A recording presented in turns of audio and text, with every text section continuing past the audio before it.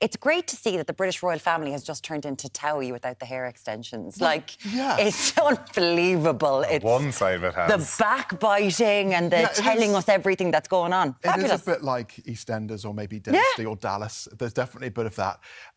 It was a difficult watch. I watched it last night on Virgin Media, an hour and a half with ad breaks, but I was gripped. It was a difficult watch. And I know my wife actually started shouting at the TV. She got very frustrated with Harry because he kept going back to the media, the tabloids. And there was just so much anger and so much bitterness. The bit I saw the start of it, and it started off talking about Diana and his mother's death. And I think that this is the whole thing about it.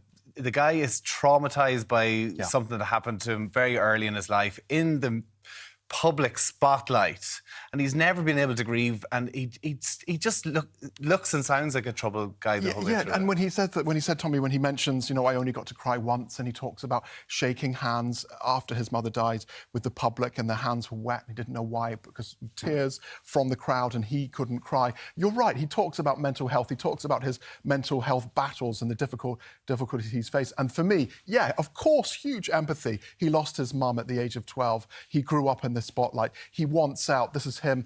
He talks about truth. This is his truth. He's telling us how it is, but he's breaking down barriers, and he's upsetting a lot of people. Like the English tabloids today are full of it. I mean, he's giving them so much fodder. He talks about he wants privacy, but then he goes and, opens up this whole Fab Four thing with Willie, as he's now called. We'll get to that. We'll get to that in a second. I think one of the most arresting things from last night was when he said that he wanted to be driven through the tunnel that his mother died in when he was 20 years old, and he was over there for the World Cup, and he asked for her case file. And he said that he saw pictures reflected his mother's blonde hair, mummy's blonde hair, and then he saw people taking photographs and no one helping her.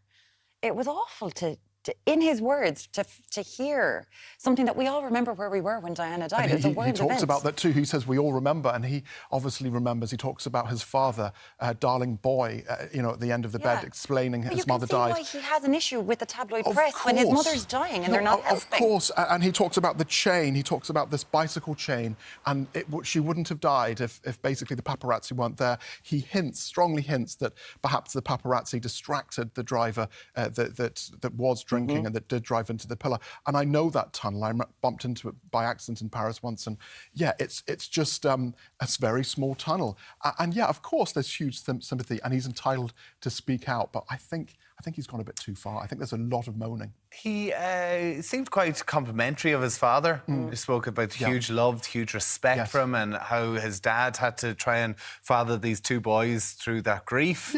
Maybe he wasn't ready for it. He was a single parent. But Camilla, he's quite scathing. Well, I mean, that's really interesting. He's scathing, but he's not scathing because he talks about the evil stepmother. But then he goes back a bit and says, we did get along with her. But you're right. He also says that there was briefing. He talks about briefing against each other, about how she was like almost in rehab to try and make her acceptable to the British public, to the world. So he gives her a little hard time, but I don't think he's that hard. I think he's really quite hard on Kate, and he's really quite hard. And we discovered his nickname is Harold and Willie. I'm going to call him William. He's very hard on them. I think he holds fire, you could say, a little bit. Well, it's quite interesting in the interview when he said that when Camilla was coming into the fold that they were rehabilitating her image and therefore a summit that she had with William, and William certainly didn't give it to the press, but next thing it ends up in the press, and he's like, well, the only person who could have said it was Camilla and given it to them. So he does say, he makes blatant...